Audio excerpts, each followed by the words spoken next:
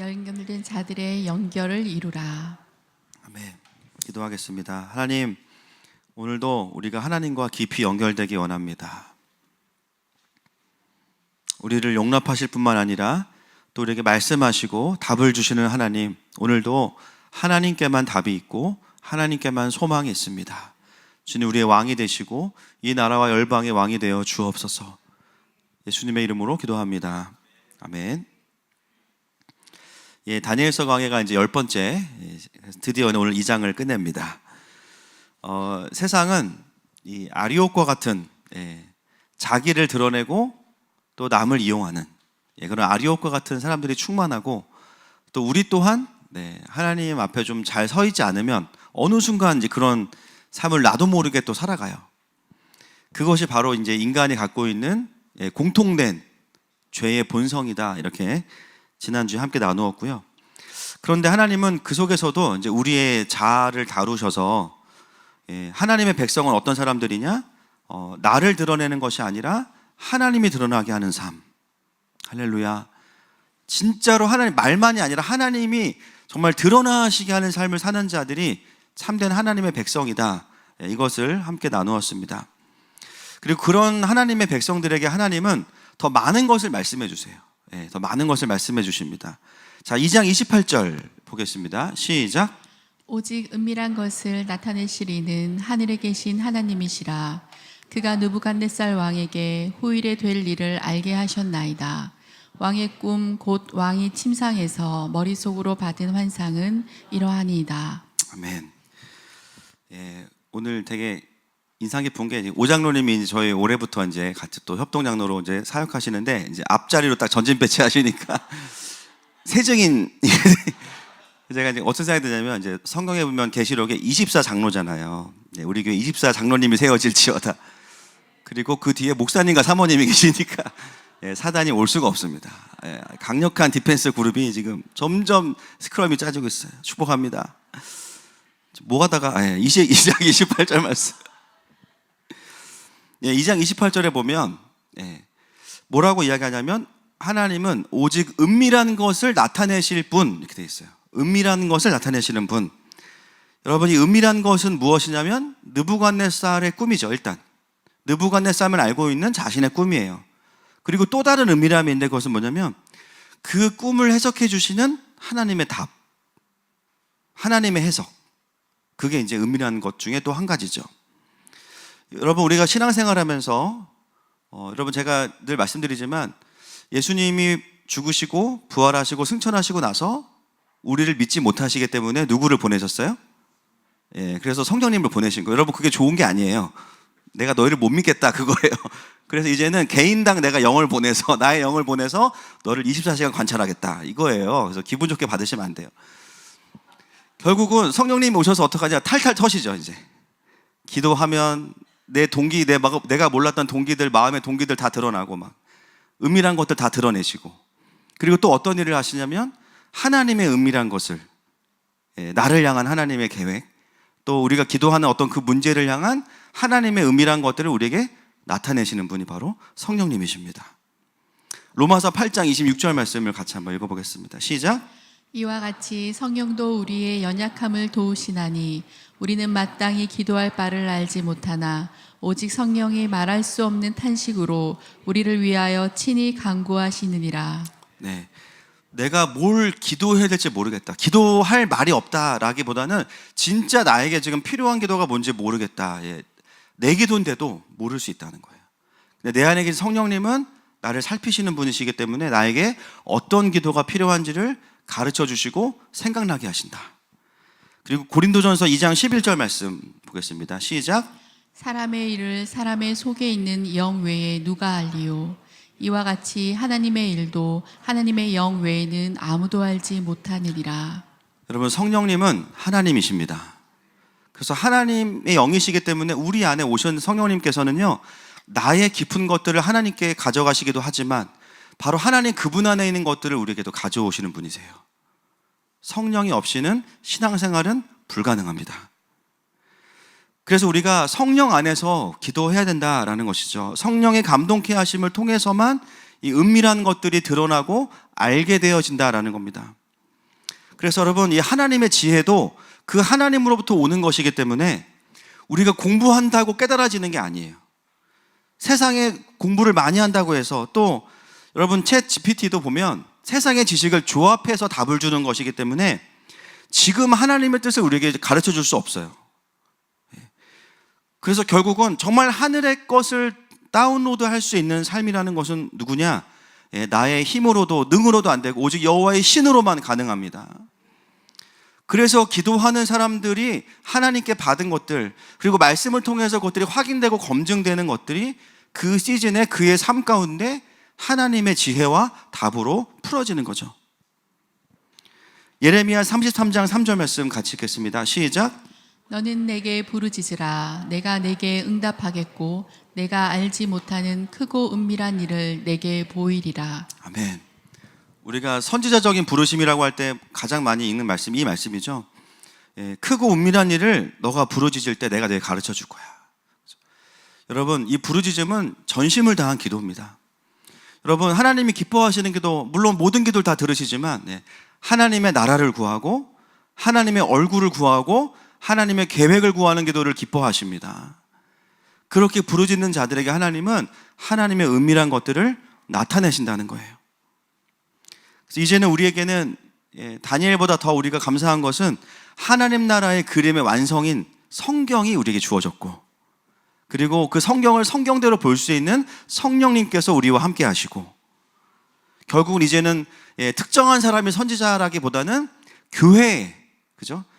그리스도의 몸된 교회가 사도적이고 선지자적인 기름 부으심이 성령을 통해서 임한 줄 믿습니다. 그러므로 교회는 이 세상을 향한 하나님의 은밀한 것을 드러낼 수 있는 공동체가 돼야 돼요.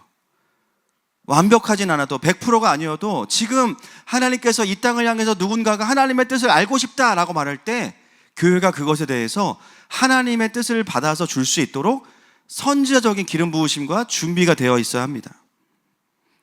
그래서 우리가 마지막 때의 증인이 무엇입니까? 하나님의 말씀을 가지고 이 시대를 해석해 주는 사람들이 마지막 때의 교회가 할 일이고 증인된 삶이라 그랬잖아요. 이 세상에 일어나는 일들, 그렇죠?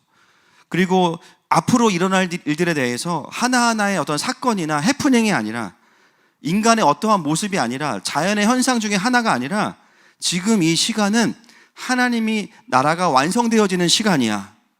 한 일회를 향해서 가고 있는 시간이고, 그 시간이 지나고 나면 그분이 오실 거야.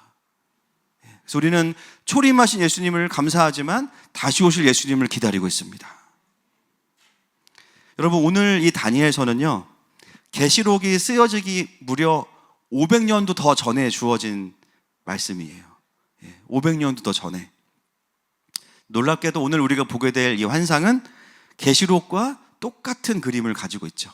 계시록의 메시지와 한일의 모티브와 똑같은 그림을 가지고 있어요. 제가 이걸 보면서 깨닫는 게 뭐냐면, 하나님은 성경을 주시면서 사람이 썼다고 할 수 없도록, 그렇죠? 사람이 썼다고 할 수 없도록 시대를 초월해서 같은 그림을 주셨어요. 이게 참 놀랍습니다. 그래서 결국은 성경의 저자가 누구냐? 그걸 기록한 누군가가 있겠죠. 그죠? 그 사람이 있겠죠. 그러나 성령을 감동시켜 주시는 분은 바로 하나님이시고, 그 계시를 알려주시는 분도 바로 하나님이십니다. 그래서 후대에 편집을 아무리 하려고 노력해도 거짓말할 수 없잖아요. 과거에 없던 책을 만들어서 이게 500년 전 거다라고 할 수는 없어요. 놀랍게도 이미 500년도 더 전에 같은 그림을 주셨기 때문에 우리는 이 성경을 통해서 뭘 깨닫게 되냐면, 성경의 저자는 바로 하나님이시다라는 겁니다.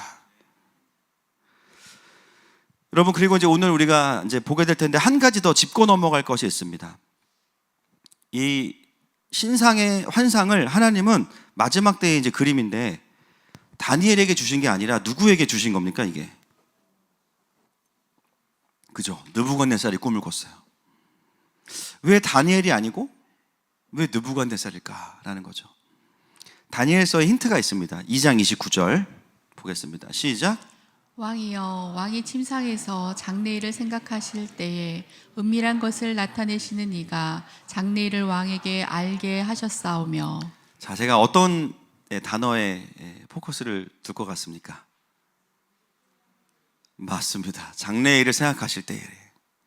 이 생각하실 때라는 단어가요, 원어를 그대로 번역하면 무엇인가를 잡으려고 애를 쓸 때, 무엇인가를 받으려고 애를 쓸 때의 거예요. 그러니까 느부갓네살은 뭐 하나님을 경외하는 사람은 아니었지만 그가 생각할 때라고 하는 이 단어가 사실은 뭐냐면, 그에게는 뭐냐면요, 누군지는 모르겠지만 어떤 영적인 이 세상을 다스리는 그 누군가 계신다면 나에게 이 앞으로 일어날 일들에 대해서 좀 알게 해주세요. 이건 뭐냐면 느부갓네살의 일종의 기도입니다. 기도예요. 느부갓네살은 바벨론에서 가장 이제 강력한 왕이었지만 그가 어떤 사람이었냐? 자신의 힘으로 뭘 하기보다는 계속해서 어떤 존재가 있다는 것을 인정하고 그 존재로부터 답을 얻고자 했던 사람이에요. 왜 그렇게 술사들을 죽일 정도로 이 답을 얻고자 했는가? 진짜 응답과 해석을 알고자 했던가? 바로 그는 그것이 그의 기도였기 때문입니다. 그래서 이거는 그 기도 가운데 왔던 꿈은 보통 꿈이 아니라 그냥 개꿈이 아니라 이것은 뭔가 어떤 신으로부터 온 일종의 계시구나라는 것을 본능적으로, 영적으로 감을 잡은 거예요. 여러분 꿈 많이 꾸시죠? 꿈 꾸는 분들은 꿈 잘 꾸세요. 근데 그 꿈 중에는 이제 못 쓰는 꿈도 있어요. 그죠? 못 쓰는 꿈, 군대에서 다시 일어나는 꿈, 이런 거는 진짜 최악입니다. 저도 제대하고 한 4번 정도 꿨어요. 다시 일어났는데 군대야. 그때 너무 힘들어요. 둘째는 애들이 안 커. 이런 꿈도, 그렇죠? 이런 꿈들도 있지만 어떤 꿈들은 꿈을 꾸고 나서 이거 좀 메시지가 있다. 또 우리가 다 디나미스 훈련을 받으셨잖아요. 그죠? 우리의 어떤 마음과 그림판에 하나님께서 메시지로 주시는 꿈들이 있어요. 당장은 해석이 안 되더라도. 느부갓네살이 느낀 건 뭐냐면 이 꿈은 그냥 꿈이 아니야. 난 이걸 좀 알아야겠어 하고 술객들에게 정말 거의 협박하듯이 그들에게 답을 달라고 이야기한 겁니다. 자, 그 꿈을 이제 그림으로 한번 보겠습니다. 이렇게 되어 있습니다. 한 큰 신상이 보이고요. 그리고 머리부터 총 5개로 나누어서 다른 재질로 만들어진 신상이 보입니다. 이렇게. 그래서 오늘 꿈의 내용은 이런 거죠. 여러분, 이게 이제 여러 가지 이제 우리가 볼 수 있는데 오늘 다니엘이 해석을 해주었기 때문에 그렇게 어렵진 않아요. 해석이 다 나오니까 너무 감사해요. 할렐루야. 그래서 그렇지만 이게 뭐냐면 여러 파트가 나누어진 재료로 만들어져 있지만 전부 다가 뭘 이루고 있냐면 하나의 큰 우상을 만들고 있어요. 이 해석은 제가 좀 추가하겠습니다. 많은 나라들, 5개의 나라와 마지막에는 그 이후에 일어날 많은 나라들이 나오지만 결국 이 나라들은 다 뭐냐면요, 인간의 나라라는 거예요. 우상의 나라라는 거예요. 다만 그 재질이 다르고 특성이 다르다라는 겁니다. 그래서 금, 동, 철, 그 다음에 철과 진흙, 이렇게 구성이 되어 있어요. 여러분, 제일 이제 위에 있는 나라가 종류가 뭐냐면요, 저 머리 부분이 재료가 뭐냐면 뭐죠? 금이에요. 금. 이 금은 오늘 다니엘도 말하지만 이제 어느 나라를 이야기하냐면 지금 다니엘이 섬기고 있는, 살고 있는 바벨론입니다. 기원전 605년부터 539년까지 바벨론이에요. 지금 느부갓네살이 통치하는 나라.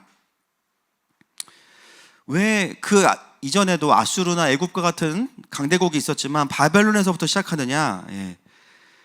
바벨론은 인본주의의 끝판이고요.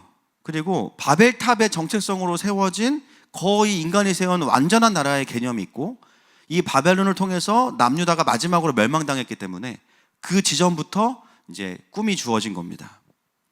그래서 금이기 때문에 가장 귀한 재료예요. 가장 이제 고상한 재료예요. 그래서 이것은 바벨론의 화려한 그리고 절대적인 권력을 상징합니다.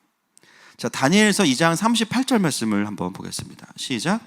사람들과 들짐승과 공중의 새들 어느 곳에 있는 것을 막론하고 그것들을 왕의 손에 넘기사 다 다스리게 하셨으니 왕은 곧 금 그 머리니이다.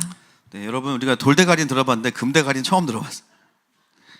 부럽습니다. 금대가리, 그렇죠? 이게 칭찬인지 모르겠고, 왕의 머리는 곧 금머리니다, 이게 무슨 말인지 모르겠지만 결국은 이제 바벨론이 금이다, 이제 그 얘기를 하는 거고, 굉장히 화려하고 이제 강력한 나라다 그렇게 이야기해요. 여러분 우리가 세상의 역사를 보면서 항상 두 가지의 관점이 있어야 되겠죠. 인간의 악함과 하나님의 일하심, 그렇죠? 그렇게 평가해야 되죠. 여러분 하나님이 바벨론을 통해서 하신 일이 뭐가 있을까요? 남유다를 멸망시키신 거예요. 여러분 그것도 하나님의 일하심이에요. 인정하십니까? 예. 이스라엘을 징계하는 도구로 바벨론을 사용하신 거예요. 그래서 하나님의 백성들이 스스로가 자고하고 높아져 있을 때, 오만해져 있을 때, 그러나 그들이 하나님께 돌아오지 않으면 인간의 나라에게 질 수 있다는 것을 이 바벨론을 통해서 가르쳐 주신 겁니다. 그래서 잘못된 그 선민 사상은 없어져야 되고, 그죠? 하나님에 대한 신뢰와 순전함은 회복돼야 됩니다.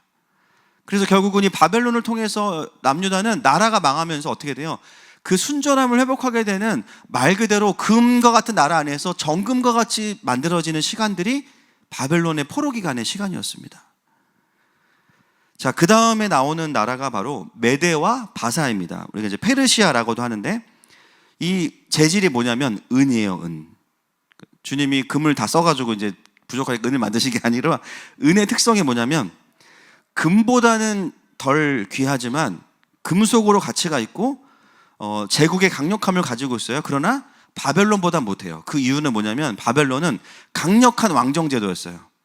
근데 메데와 바사는 뭐냐면 왕이 있지만 법치 국가였습니다. 그래서 어떤 리더십이나 이런 부분들이 바벨론보다는 약했어요.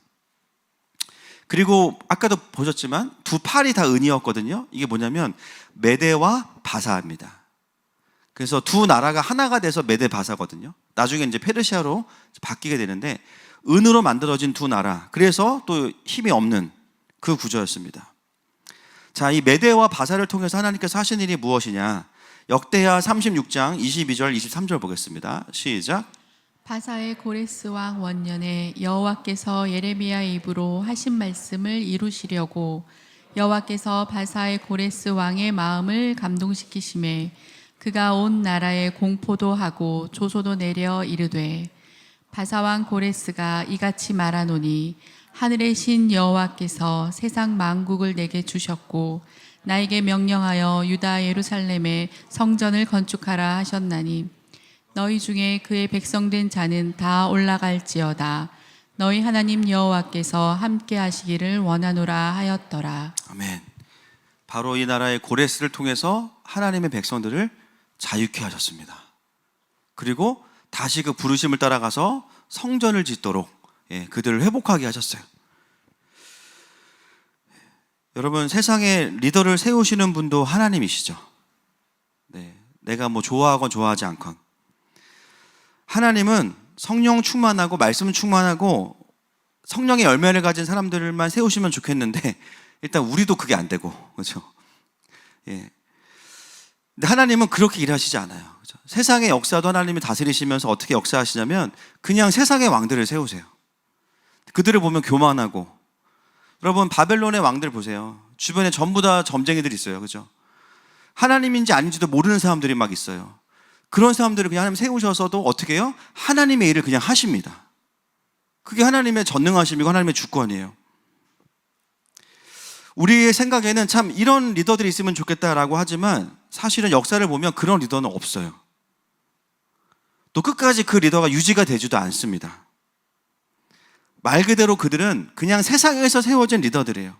근데 분명한 건 뭐냐면 모든 권세가 하나님께 속해 있습니다. 하나님께서 그 권세를 부여하신 거예요. 그래서 그들을 통해서 하나님께서 하시고자 하는 일들이 있어요. 그게 바로 하나님 나라의 구조를 어떤 부분에서는 세우시는 거예요. 또 아니면 하나님께서 그것들을 폐하시기도 합니다. 고레스는 이방인의 왕이었지만 이스라엘을 포로로부터 자유케 하는 부분에서 하나님께 붙들려서 쓰임받은 사람이었습니다. 여러분 이 페르시아가 지금은 어디입니까? 이란이잖아요. 그렇죠? 이스라엘을 풀어준 나라가 지금은 어떤 나라가 됐어요? 이스라엘을 죽이는 게 목표래요. 이란은 공개적으로 이야기한다. 우리나라의 목표는 이스라엘을 없애는 거다. 지구상에서. 국회의원들 다 그 얘기하죠. 이란에서. 여러분 그래서 이란은요 정말 아마겟돈에 나오는 돌이 켜지지 않으면 심판받을 수밖에 없는 구조로 가고 있어요. 여러분, 이란에는 땅을 사지 마세요. 안 올라, 거긴 안 오를 거예요. 이렇게 하나님께서 이제 고레스를 통해서 이스라엘 백성을 자유케 하셨어요.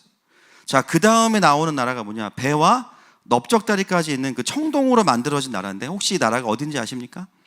바로 그리스 헬라입니다. 헬라 제국. 여러분, 헬라 제국 하면 떠오르는 왕이 있어요.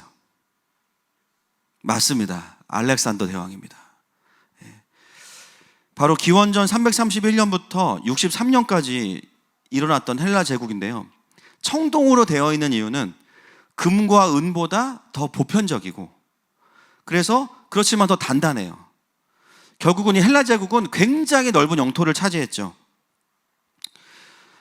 뭐 인도까지 이르는 아주 어마어마한 넓은 땅들을 차지하게 됐는데, 여러분, 그 알렉산더의 그 멘토가 누군지 혹시 아세요? 아로 시작해요. 아저씨는 맞지? 아리스토텔레스입니다. 네. 이때가 언제냐면 그리스의 헬라 철학이, 인본주의 헬라 철학이 꽃을 피우는 시즌이 바로 이때예요. 그래서 이 리더가 누구였냐면 아리스토텔레스가 이 알렉산더를 13살 때부터 멘토링을 합니다. 우리가 생각하기에 알렉산더는 뭔가 군사적으로 뛰어난 사람 같지만 사실은 그것도 있는데요. 굉장히 스마트한 사람이었어요. 그래서 아리스토텔레스는 어떤 사람이냐면 윤리학, 여러 가지 책들을 썼지만 그가 쓴 책 중에 가장 이제 백미가 뭐냐면 제가 말씀드렸던 정치학이에요. 왕정, 귀족정, 민주정의 장단점을 이야기하면서 이 구조가 뭔지를 이야기했던 사람이 아리스토텔레스인데, 그런 교육을 벌써 알렉산더에게 13살 때부터 자기들만의 킹덤 스쿨을 한 거죠. 그렇게 키워진 알렉산더가 이제 있었기 때문에 엄청난 땅들을 정복하면서도 그 나라가 지속될 수 있었어요. 그래서 알렉산더는 굉장히 비전과 전략적인 사고를 했던 사람이고, 전략가였고, 탁월한 군사 지도력을 가지고 있었고, 또 굉장히 그 본인이 앞서 싸우는 스타일이기 때문에 알렉산더를 보고 있으면 모든 군사들이 사기가 올라가는 사람이에요. 그런 사람들을 통해서 또 이 헬라 제국이 일어나게 됩니다. 근데 여러분, 이 헬라 제국을 통해서 하나님이 하신 아주 큰 일이 있습니다. 이때부터가 이제 신구약 중간기 시간들인데, 바로 헬라어가 만들어졌어요. 그게 왜 중요합니까? 신약이 뭘로 기록됐어요? 헬라어예요. 그 헬라 제국을 통해서 하나님 하신 일이 많아요. 제가 지금 뭐 다 말씀드릴 수 없지만, 그러나 우리가 킹덤의 관점에서 봤을 때 헬라어가 완성이 되면서 성경을 쓰는 언어가 이때 나오게 되고, 만국 공통어, 그 당시에 그 지역에 만국 공통어가 된 겁니다. 그리고 마지막에 나오는 나라가 이제 철로 만들어진 나라인데, 이 나라가 어딜까요? 네, 로마입니다. 철은 매우 강하지만 그러나 또 부서질 수도 있죠. 그만큼 로마 제국은 굉장히 딱딱하고 또 군사력과 엄격한 통치력을 가진 나라라는 것을 의미합니다. 근데 이것도 보면 두 다리로 이제 이어지거든요. 그것은 뭐냐면 서방과 동방으로 분리되는 것을 상징하고 있습니다. 그런데 이 로마를 통해서 하나님이 하신 일이 뭐냐? 하나님께서는 우리가 알고 있지만 모든 길은 어디로 통한다? 구미동. 그죠? 모든 길은 어디로 통한다? 로마로 통합니다. 로마로. 결국 그 당시에 이 로마를 통해서 전국으로 뻗어나가는 길을 만드셨고, 그 팍스 로마 시대에 결국 뭐가 완성이 되냐면 그 길들이 결국은 사도 바울과 사도들이 교회를 개척하는 복음의 대로로 바뀌게 돼요. 할렐루야. 그리고 나서 이제 발은 철과 진흙이 혼합되어 있는 나라인데요. 다니엘이 뭐라 그러냐면 그 이후에 일어날 여러 나라들을 이야기합니다 라고 해요. 근데 왜 철과 진흙입니까? 연합되지 않고 섞이지 않는 나라들이 이제는 앞으로 쭉 일어날 겁니다 라고 이야기해요. 그래서 우리는 궁금한 게, 아니 그러면은 그 다음에 좀 더 디테일하게 로마 다음에 뭐 발가락은 뭔지 발톱은 뭔지 가르쳐주면 좋잖아요. 근데 왜 그 다음에는 말을 하지 않느냐? 일단 로마까지가 예수님이 오셔서 복음이 완성되는 딱 시즌이 마무리가 되고요. 그 이후에 일어나는 나라들은 이렇게 정리할 수 있습니다. 자, 한번 따라하겠습니다. 제가 아는 사자성어 중에 이제 세 번째 건데 따라하겠습니다. 이하동문, 네, 냉면계시, 신장개업, 이하동문. 제가 아는 거 딱 세 가지. 이하동문. 이후에 일어나는 강대국들 다 똑같아. 좀 더 쉽게 말하면 그놈이 그놈이야. 모든 앞으로 일어날 나라를 예언하는 게 다니엘, 이 느부갓네살에게 주신 꿈의 본질이 아니라 충분히 그 하나님의 나라를 설명하기에 충분한 나라들을 설명하고 나면 그 다음에 일어날 나라들은 한일의 전까지 일어나는 나라들은 다 똑같아. 더 알 것도 없어. 그냥 이제 같은 특성을 가지고 연합하지 못하고 그렇게 진행하게 될 거야. 그걸 말하고 있는 거죠. 자, 그 신상이 딱 설명이 되고 나서 그 다음에 어떤 일이 벌어지냐면 사람의 손이 타지 않은 돌이 나옵니다. 천연 돌이 나와서 신상의 발을 깨트려요. 그죠? 근데 발을 치니까 모든 신상이 와르르 무너져요. 발을 친다는 것은 뭐냐면, 그죠? 이후에 일어날 나라들에게 하나님의 나라가 임하게 되는데 결국 뭐예요? 모든 인간이 쌓아왔던 모든 신상과 모든 이론들이 다 무너진다는 거예요. 그리고 그 돌이 태산과 같이 설 것이다. 이게 뭐예요? 영원한 하나님의 나라만이 마지막에는 남게 될 거야. 그 마지막 때의 그림까지가 느부갓네살의 꿈을 통해서 주어진 겁니다. 그래서 우리가 이것을 어디서 확인하냐면 계시록 18장과 20장에 보면 18장에는 바벨론의 패망이고요. 20장에서는 아마겟돈 전쟁이 이제 마지막을 그 천연왕국 전에 이제 심판받게 되는 것으로 마무리가 됩니다. 여러분, 느부갓네살이 꾼 꿈은 그냥 개인의 꿈이 아니에요. 한 나라의 운명을 말하는 꿈이 아니에요. 뭐냐면 끝까지 이어질 하나님 나라에 대한 엄청난 계시가 이 왕에게 주어진 거예요. 그걸 답을 누가 가지고 있어요? 다니엘이 가지고 있는 거예요. 사실 이 꿈은 느부갓네살 왕이 별로 좋아할 만한 꿈은 아니에요. 그죠? 바벨론이 영원해야지. 어떻게 해석을 그렇게 하냐? 뭐 화내야 되거든요. 그죠? 어떤 분이 꿈을 꾸셨는데 제가 꿈에 죽었대요. 그래서 기분이 별로 안 좋아요. 그래서 아내한테 얘기했어요. 이런 꿈을 꿨다는 분이 있더라고요. 아내가 뭐라 그러면 당신이 죽어야 교회가 살아. 저는 그 순간 죽었습니다. 달가운 꿈이 아니에요. 그죠? 별로 안 듣고 싶은 꿈이야. 근데 오늘 본문에 확인되는 건 뭐냐면 느부갓네살이 이 별로 달갑지 않은 이야기를 다니엘을 통해서 들었는데 듣고 나서 그의 반응은 뭐냐면요. 경배합니다. 경배해요. 경배해. 46절 말씀. 네. 시작. 이에 느부갓네살 왕이 엎드려 다니엘에게 절하고 명하여 예물과 향품을 그에게 주게 하니라. 47절.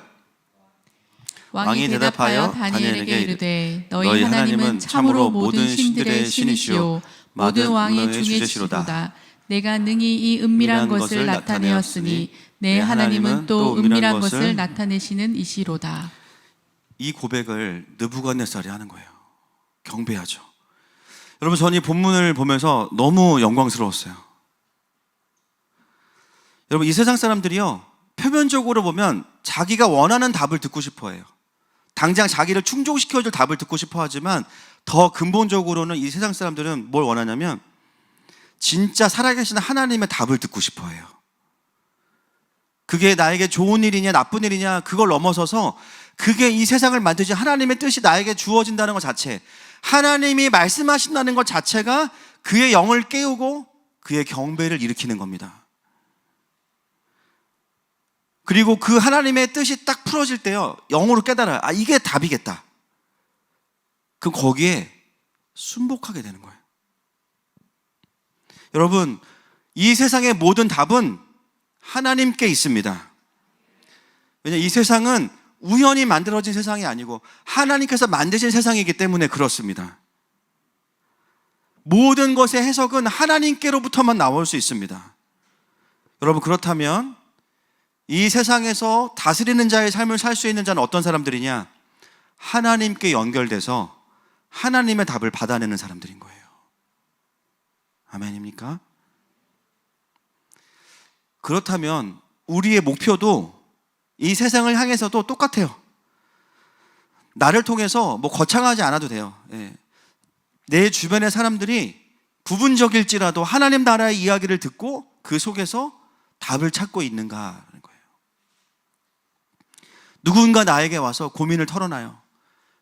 공감해야 되죠. 아, 그렇구나. 같이 아파하고 힘들어하고. 근데 거기서 끝나지 않아요. 우리는 뭐냐, 기도하면서 주신 마음들을 나눌 수도 있어요. 성경 말씀을 또 보낼 수도 있어요. 근데 놀라운 것은 뭐냐면 그걸 듣고 그걸 나눈 지체들이 내용을 떠나서 이게 맞겠다라고 하는 거예요. 그러면서 열매가 뭐예요? 하나님과 가까워집니다. 할렐루야. 네.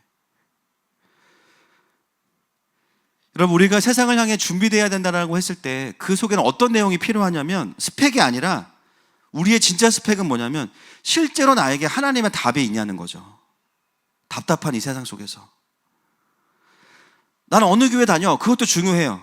와, 우리 교회 목사님 이런 분이고 이런 교회야, 뭐 몇 명 모이는 교회야, 막 큰 교회야, 다 좋아. 근데 내 안에 하나님과 연결돼서 하나님으로부터 오는 답이 있냐는 거예요. 그래, 그 교회 다녀서 네가 뭘 배웠어? 하나님 너에게 어떤 답을 주셨어? 그걸 원한다는 거예요. 여러분, 우리가 이 땅 가운데 증인된다는 건 뭡니까? 답을 찾지 못하는 이 세상을 향해서 이 세상을 만드신, 이 세상을 운영해 가시는 하나님의 답을 주는 사람이 되시기를 축복합니다. 그래서 여러분, 저희 교회 마당에 보면 현수막 바꿨어요. 그죠? 전 세대를 도시 선교사로 훈련하는 훈련센터. 안 보셨구나. 네. 그렇게 되어 있습니다. 마지막 때에 교회를 넘어선 열방 속의 하나님 나라 운동, 그렇게 되어 있습니다. 여러분, 오늘 본문은 우리에게 그 하나님의 답을 가진 자가 어떻게 되는지를 보여주는데요. 아까도 읽었지만 48절 말씀 시작. 왕이 이에 다니엘을 높여 귀한 선물을 많이 주며 그를 세워 바벨론 온 지방을 다니게 하며 또 바벨론 모든 지혜자의 어른을 삼았으며. 할렐루야. 여기에 별표 돼지꼬리 땡땡 하시면 좋겠습니다. 왕이 다니엘을 높여 귀한 선물을 많이 주며 그를 세워 바벨론 온 지방을 다스리게 하며 또 바벨론 모든 지혜자의 무엇을 삼았대요? 지금 20살이에요. 이제 어른이 됐어요. 갑자기. 여러분이 어른은 갑자기 막 민증의 나이를 높여주고 그게 아니라 그에게, 어른에게 뭐가 있냐면 지혜가 있거든요. 권위가 주어진 거예요. 이제는 뭔가를 결정하고 뭔가를 판단해 줄 수 있는 하나님의 지혜를 가지고 답을 줄 수 있는 사람이 된 거예요. 우리 청년부에 지금 20대들이 계속 늘어나고 있는데 정말 이런 권위가 임할지어다. 네. 정말 말씀을 통해서 풀어지면 어떻게 돼요? 사람들이 그게 와서 듣고자 합니다. 나 이런 고민이 있는데 어떻게 생각해? 나보다 나이는 어리지만 너를 보면 꼭 어른 같아. 노안이어서 그런 게 아니고 그렇죠? 노안이어서 그런 게 아니고 이상하게 너의 말에는 권위가 있고 왠지 하나님 말씀하시는 것 같아. 진짜 그의 생각이 하나님의 말씀에 뿌리를 내리고 있으면 그런 코칭이 나오는 거예요. 그 다니엘에게 한 나라를, 그것도 일반 나라가 아니고 바벨론이에요. 바벨론. 그 나라를 다스릴 수 있는 권위가 주어진 거예요. 여러분, 하나님의 지혜를 갖는 자들은요, 내가 애쓰지 않아도 그에게 권위가 주어집니다. 그리고 어떻게 돼요? 그를 존귀히 여겨, 이렇게 나옵니다. 여러분, 물론 우리가 존귀히 여겨지기 위해서 하나님의 지혜가 필요한 것은 아니에요. 그러나 하나님의 메시지가 담겨져 있으면 존귀히 여김을 받습니다. 다니엘이 잘생겨서, 머리가 좋아서, 다른 게 뛰어나서, 다 뛰어나네, 그렇죠? 이런 사람이에요. 그러나 우리는 아니잖아요, 그렇죠? 그 모든 것을 다 없다 할지라도 다니엘이 존귀 여김을 받은 것은 뭐냐면 그에게 하나님의 지혜와 해석과 답이 있었기 때문입니다. 여러분, 우리의 청년들과 우리의 자녀들이 정말 세상에서 존귀 여김을 받기를 축복합니다.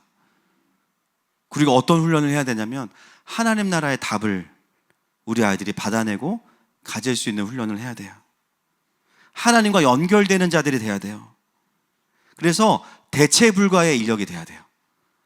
저는 좀 극단적으로 이 회사 얘만 있으면 돼. 이 한 사람의 영향이 그렇게 큰 게 돼야 되는 거예요. 다니엘이 거기서 또 어떻게 했는지 아세요? 49절 보겠습니다. 시작. 왕이 또 다니엘의 요구대로 사드락과 메삭과 아벳누고를 세워 바벨론 지방의 일을 다스리게 하였고 다니엘은 왕궁에 있었더라. 다니엘이 어떻게 했냐면요, 자기만 세워지는 게 아니에요. 자기 친구들을 자기가 요구해서 사드락과 메삭과 아벳느고를 바벨론의 리더로 파송합니다. 여러분, 이거 진짜 영광스러운 포인트입니다. 이게 뭐냐면 그동안 세워진 다니엘과 세 친구의 공동체가 이제는 into the city, 그렇죠? into the 열방, into the 바벨론 하는 거예요. 단순히 다니엘이 내가 친하니까 얘네들도 좀 혜택을 보게 해주세요, 이런 게 아니고요. 하나님의 나라와 통치 안에서 세워진 리더들이 이제 때가 되어서 흩어지는 겁니다. 여러분, 어느 정도의 훈련이 끝나고 나면 하나님은 저와 여러분을 계속해서 삶의 자리에 어떤 지점으로 우리를 파송하십니다.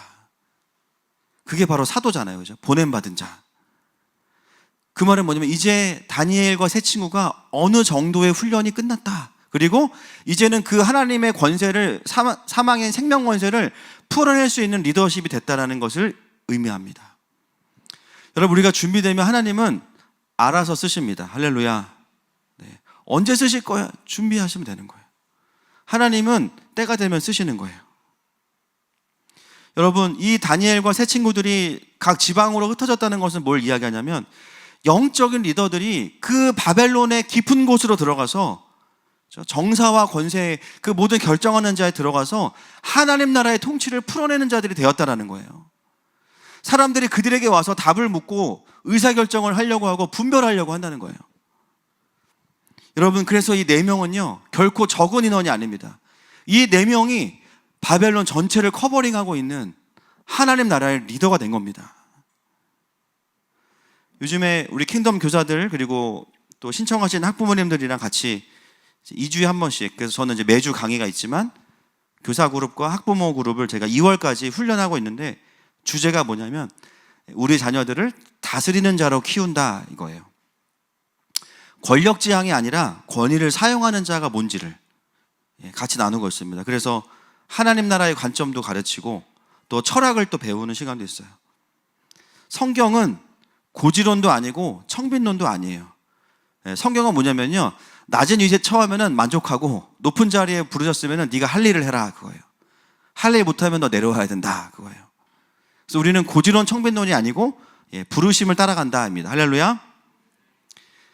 여러분, 지금 대한민국은 참 어려운 시간을, 사상 초유의 시간을 보내고 있습니다. 여러분, 근데 이것은 그냥 일어난 해프닝이 아니에요. 그죠? 지난 수십 년 동안 이 나라가 해왔던 교육의 열매를, 그 열매를 우리가 그대로 먹고 있어요, 지금. 이미 많은 분들이 지금 깨어나고 있는 이유는 뭐냐면 우리나라 그래도 괜찮은 줄 알았다. 그래도 잘 가고 있는 줄 알았다. 그런데 이런 정도까지 무너져 있는 줄은 몰랐다. 여러분, 뭐가 문제입니까? 물론 이 땅의 교회들이 먼저 회개하고 돌이켜야 되고요. 부르심을 가르치지 않은 것에 대해서, 또 리더가 어떤 자인지에 대해서 가르치지 않은 것을 회개해야 첫 번째. 그리고 그 리더십의 자리에, 결정해야 하는 자리에 진짜 다니엘과 세 친구들을 파송하지 못한 것에 대한 그 열매를 먹고 있는 거예요. 그 자리를 빼앗긴 거죠. 이 나라의 부르심과 정체성을 아는 자들이 없거나 왜곡된 정체성을 가진 사람들이 그 자리에 있음으로 인해서 누가 봐도 말도 안 되는 일들, 세계에서 지금 바라보면서 경악하는 일들이 이 나라 안에서 일어나고 있습니다. 여러분, 무엇을 느끼십니까? 하나님의 사람들을 키우는 것에 목숨을 걸어야 되고요. 지금 이 나라를 지키는 것에 힘을 실어야 됩니다. 할렐루야. 사망의 구조를 가져오는 자들을 우리가, 이거는 혈과 육의 싸움이 아니니까, 그죠? 거기에 생명의 구조를 가져오는 자들로 다시 세우는 게 필요해요. 어제 강의를 끝내고 나서 한 아버님이 저에게 물어보셨어요. 킹덤 스쿨은 교회의 인재를 키우는 곳이냐, 아니면 세상에서 필요한 사람을 키우는 곳이냐. 제가 어제 여러 가지로 설명을 했지만 다시 말씀을 드리면 우리는 하나님이 쓰시는 사람을 키우는 겁니다. 어디다 쓰실 건지는 주님이 아시겠죠. 우리가 어떻게 알아요? 하나님께서 쓰실 거예요. 근데 하나님이 쓰시는 사람은 오늘 이 느부갓네살에게 경배했던 것처럼 세상도 필요로 할 겁니다. 그래서 킹덤 스쿨이 존재한다는 거예요. 이거는 꼭 킹덤 스쿨만의 목표가 아니라 하늘마음의 주일학교의 목표죠. 뭐 목회자로 부름받은 친구들은 어렸을 때부터 거기에 합당한 공부를 하면 철학, 인문학, 역사 공부하고 여러 가지 것들 공부해서 신학을 또 공부하고, 또 킹덤이 풀어지고 나면 어떻게 되냐면 그 수많은 영역 가운데 하나님이 나에게 주시는 특별한 영역이 있어요. 거기에 맞는 공부를 시키면 됩니다. 중요한 건 뭐냐면 무엇을 하든지 간에 하나님과 연결되어 있어서 자신의 리더십이 아니라 하나님의 통치와 답을 풀어낼 수 있는 하나님의 사람이 나와야 됩니다. 여러분, 이 다니엘과 세 친구가요, 바벨론에 흩어져서 뭐 했겠어요? 믿는 사람들만 모아서, 유대인들만 모아서 사역했겠어요? 아닙니다. 바벨론, 아주 뼈까지 바벨론의 그 스피릿에 아주 그냥 잠겨있는 사람들을 데리고 같이 일했을 거예요. 그죠? 그래서 여러분, 하나님 나라는요, 하나님께 연결된 자들의 연합을 통해서도 이제 회복과 훈련이 있고, 그 다음은 뭐냐면 세상에 나가서는 뭐냐면요, 부분적으로 하나님의 나라와 함께 갈 수 있는 자들과 동맹을 맺어서 하나님 나라의 일을 하는 거예요. 이런 부분들을 가르쳐야 되는 거예요. 나는 믿는 사람이니까 나중에 믿는 사람들과만 모든 걸 해야지. 여러분, 그렇게 되다가 더 힘들어집니다. 왜냐하면 믿는데 더 이상해. 차라리 안 믿는 사람하고 일하는 게 편하겠어. 이거는 막 반대로 가. 신앙을 말해야 될 때 세상을 얘기하고, 세상을 말해야 될 때 신앙을, 그러니까 일을 시키지도 못하고 안 시킬 수도 없고, 신앙은 좋은데 실력은 없고 미치겠어. 막 또 자르면 또 시험 될 거 같고, 이렇게 된단 말이에요. 그래서 여러분, 우리는 믿는 자들과만 일하는 게 아니라 믿는 자들 안에서는요, 영적으로 연합을 하고 회복을 해야 되고, 세상에 나가서는 뭐냐면 뱀처럼 지혜로워야 되는 거예요. 겉멋을 수가 아니라 다니엘처럼 함께 하나님 나에게 주신 어떤 가치와 어떤 변혁들, 어떤 하나님 주시는 하나님 나라가 일어나기 위해 필요한 것들이 있는데, 그 지점을 향해서 사람들을 함께 움직여서 그 일을 할 수 있어야 되는데, 여기에는 믿지 않는 자들, 다른 종교에 있는 사람들, 또 안티크리스천들 있을 수 있어요. 결국은 도시 선교사가 된다는 건 뭐냐면 그들에게 우리 안에 있는 이 하나님 나라의 가치, 이거는 우리의 종교적인 고백일 뿐만 아니라 그들에게도 생명입니다. 그거를 충분히 어필해서 그들도 이 무브먼트에 동참할 수 있게 해주는 거, 그런 리더를 만드는 게 필요해요. 반대로 잘못된 연합도 있죠. 우리가 그걸 뭐라고 부르면 카르텔이라고 부릅니다. 카르텔, 불법 카르텔. 특정한 그룹이 자신들의 이익을 위해서 또는 자기들의 어떤 어둠을 감추기 위해서 우리끼리만 힘을 모아서 이걸 지키자, 이 카르텔이에요.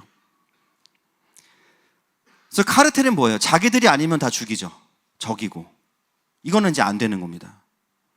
그러나 하나님의 백성들은 뭐냐? 그리스도의 몸된 교회 안에서는 연합을 하고 세상에 나아가서는 하나님 나라의 가치를 위해서 동맹을 맺고 부분적인 영역에서 그 사람들을 그 일을 같이 하게 만드는 거예요. 저는 이거를 이제 가치 동맹이라고 부릅니다. 가치 동맹. 회사의 문화를 바꾸기 위해서, 그렇죠? 더 좋은 하나님 나라에 맞는 문화를 바꾸기 위해서 사람들을 도전하고, 그게 그들에게 어떤 유익이 있는지를 말해줄 수 있어야 돼요. 교회 안 나오는 남편을 데리고 오기 위해서 자녀와 가치 동맹을 맺는 거예요. 내가 나중에 용돈 더 줄 테니까 아빠 교회 데리고 가자. 그렇죠? 그럼 자녀도 좋고 우리도 좋고, 할렐루야. 가치 동맹, 그렇죠? 뭐예요? 근데 목표는 뭐예요? 하나님께로 우리 가족을 이끄는 거. 여러분, 아리옥 같은 사람은 굉장히 이기적인 사람임에도 불구하고 어떤 부분에서 동의가 됐냐면 지혜자들을 다 죽이는 것에 대한 부담이 있었거든요.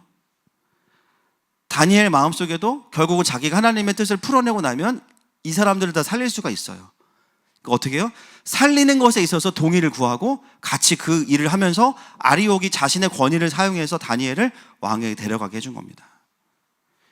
그러니까 이런 방식의 전략과 지혜들이 아이들에게 있어야 하는 거예요.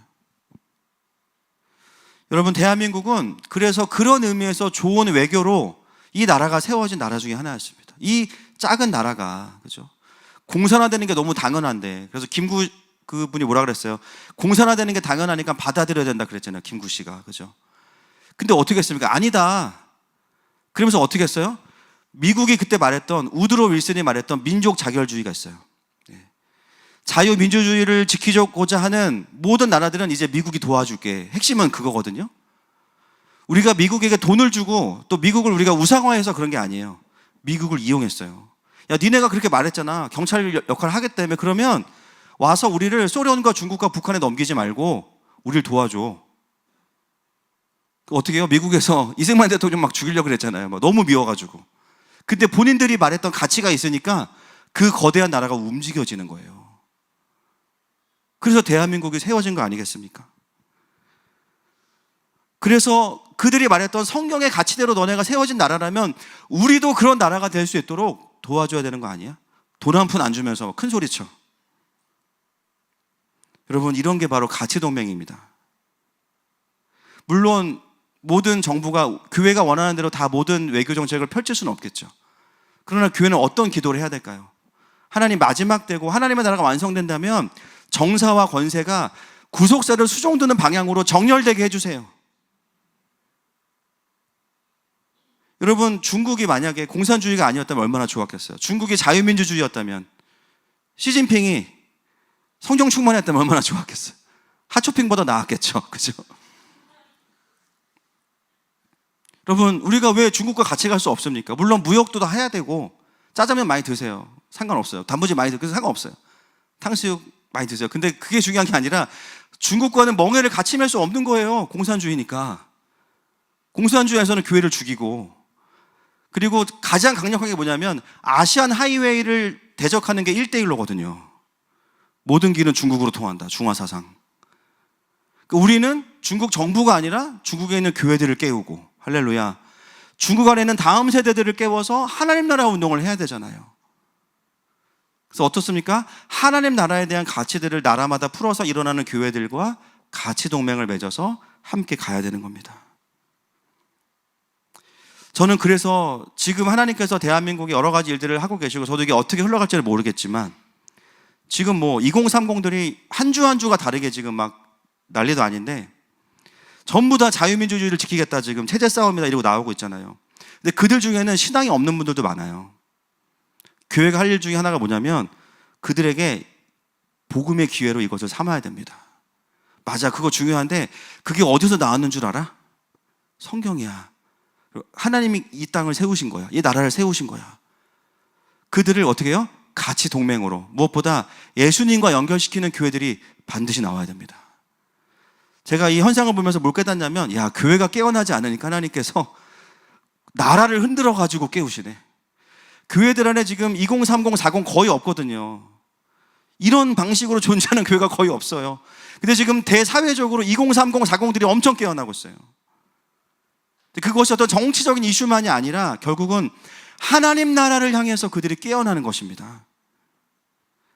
그래서 여러 가지 관점에서 지금 사실은 굉장히 여러 가지 사역의 로드가 많지만 청년들을 2월부터 이제 훈련을 시작하는 거예요.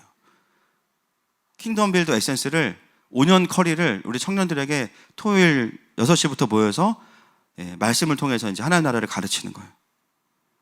그리고 선교 나가자. 그래서 지난주에 자발적으로 다 동의를 했습니다. 리더들이 모였고 동의했고, 오늘 처음 들은 분들 축복합니다. 이거 안 들어오면 간첩이에요 이제. 재밌을 거예요. 아, 이게 이런 거였구나. 성경이 이런 거였구나. 근데 그 속에서 뭘 발견하냐면 자기의 부르심, 또 내가 어떤 삶을 살아야 될지, 하나님 말씀 안에서 지금이 어떤 때인지를 보게 되는 거예요. 결국은 어떻게 됩니까? 바벨론의 전역으로 퍼져야 되죠. 선교지로, 도시 안에 필요한 영역으로, 하나님이 부르시는 곳으로 가는 겁니다. 올 한 해 저희 교회가 이제 목양에 엄청 집중해요. 훈련 영상으로 계속 강의 만들고, 제가 세보니까 100개가 넘는 강의를 이제 계속 제작을 해야 되는데 뭐 열심히 할 거예요. 근데 결국은 이걸 왜 이렇게 하게 하실까? 결국 우리의 사역도요, 가치 동맹으로 가야 돼요. 킹덤을 동의하는 교회들. 제가 한 번 와달라는 집회는 이제 안 갑니다. 무조건.